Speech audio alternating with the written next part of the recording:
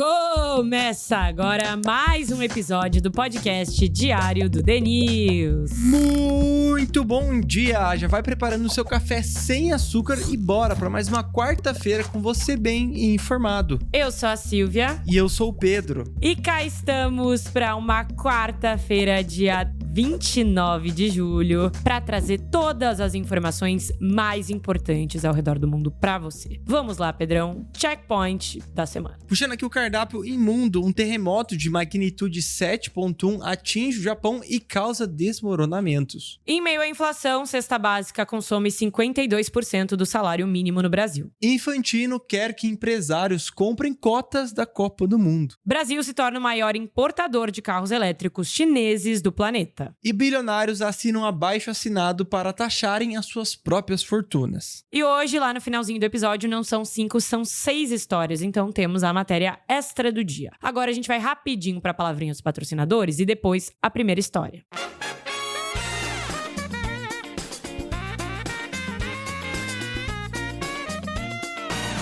Uma pesquisa da Endeavor mostrou que 56% dos empreendedores consideram o dia a dia estressante. E não é difícil entender o porquê, né, Pedrão? Decisões financeiras, gestão, operação, tudo cai no colo de uma pessoa só. E o que mais pesa é que são muitas portas trancadas e pouca gente para ajudar a abrir. Mas é aí que o Santander Empresas entra. Os gerentes atravessam as portas do banco e vão até a empresa para entender o momento do negócio de dentro e encontrar soluções para destrancar as próximas portas. Muito bom, hein, Sil? E é por isso que o Santander Empresas é o banco que saiu do banco para entrar na sua empresa. E o link para conhecer está aqui na descrição.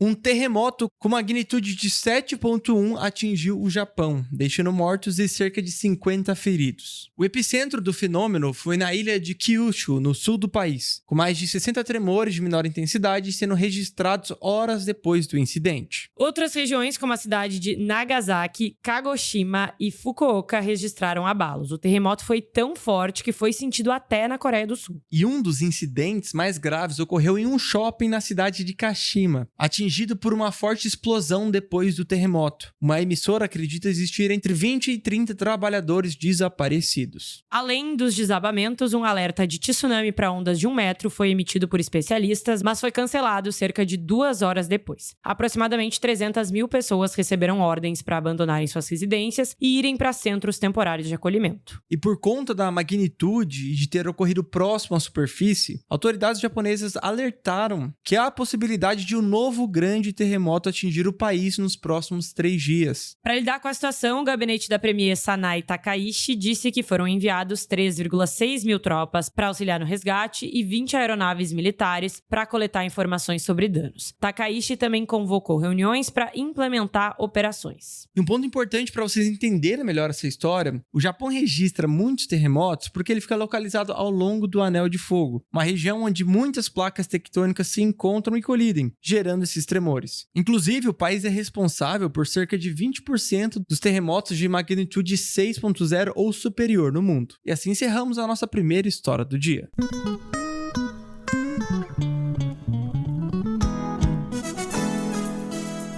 Gastar metade do salário com a cesta básica deixou de ser impressão. Isso porque, em média, para um brasileiro comprar o pacote de alimentos, ele precisa gastar 52% de um salário mínimo líquido. Mas o que explica isso? Um dos fatores é o IPCA, que é o principal indicador de inflação no país e que acumulou uma alta de 3,82% nos preços da categoria alimentos e bebidas nos últimos 12 meses. Comparando junho de 2025 com junho de 2026, o valor médio da cesta básica aumentou 8,69% nas 27 capitais brasileiras, chegando a R$ 779,95. Na prática, uma pessoa precisa dedicar quase 106 horas de trabalho por mês, considerando a escala 5x2, com 8 horas diárias para conseguir comprá-la. E olhando o ranking nacional, no último mês, São Paulo registrou o maior valor médio de cesta básica entre as capitais, de R$ 965,47. Para se ter ideia, seriam necessárias aí 131 horas para conseguir adquirir uma cesta básica na capital. E em meio a esse crescimento, instituições apontam que o salário mínimo necessário para sustentar uma família de 4 pessoas deveria ser de R$ 8.110,92, um valor que é cerca de 5 vezes do piso nacional de 1.621 e o dobro do rendimento médio dos brasileiros ocupados com 14 anos ou mais. Essa foi a nossa matéria de Brasil, agora a gente vai para a próxima história.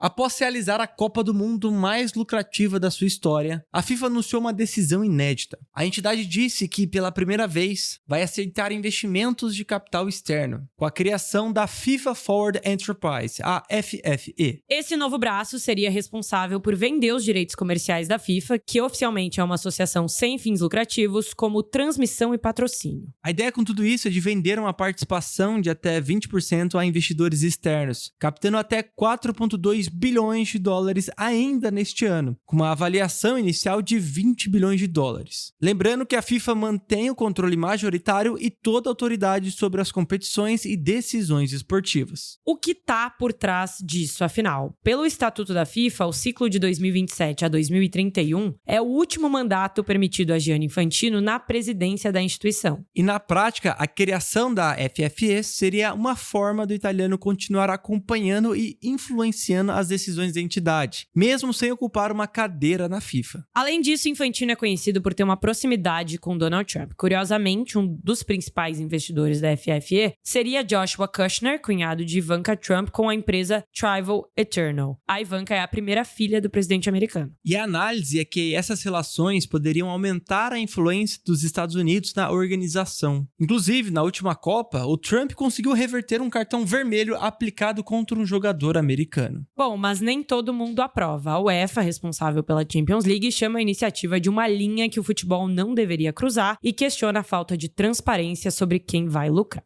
Fechamos a terceira história e bora para a próxima.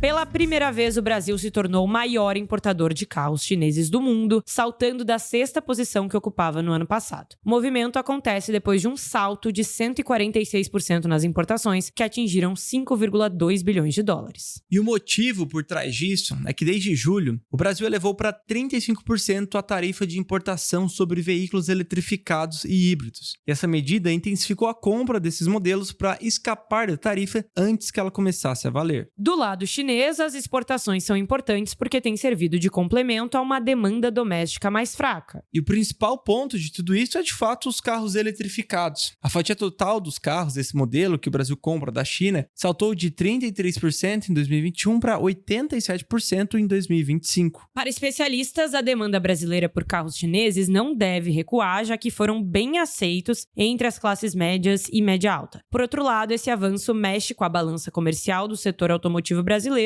que fechou o semestre com um déficit de 5,32 bilhões de dólares, o mais profundo desde 1997. Quarta matéria do dia encerrada e vamos para a próxima.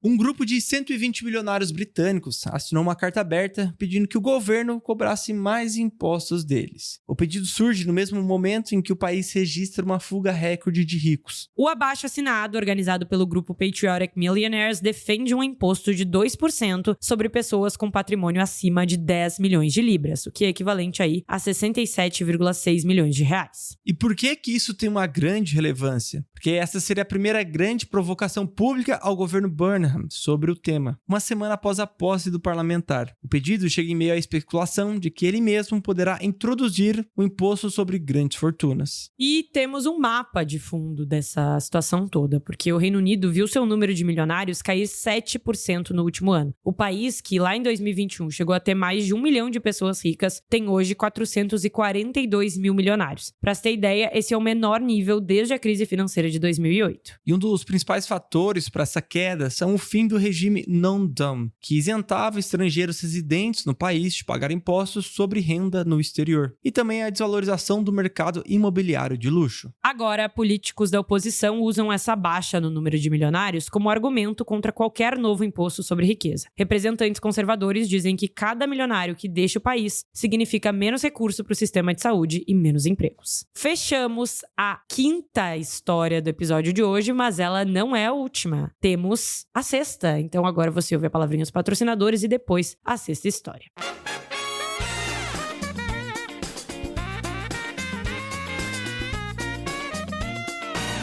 Olha, se você ainda não garantiu o seu ingresso para o 6 e 6, deixa eu te explicar. É o dia inteiro com alguns dos maiores nomes do Brasil, 3 palcos e milhares de pessoas que gostam de aprender. E o melhor, você ainda pode comprar com um dos nossos cupons. Exatamente. Inclusive, usa o meu. O seu, Pedrão, não. Usa o meu. Ah, para, se o meu claramente é melhor. É literalmente o mesmo desconto. Mas tá aí, o meu dá mais sorte. Então compre 6 e 6 no dia 20/8 no Transamérica e use o cupom PEDRO30 ou Cildo pode.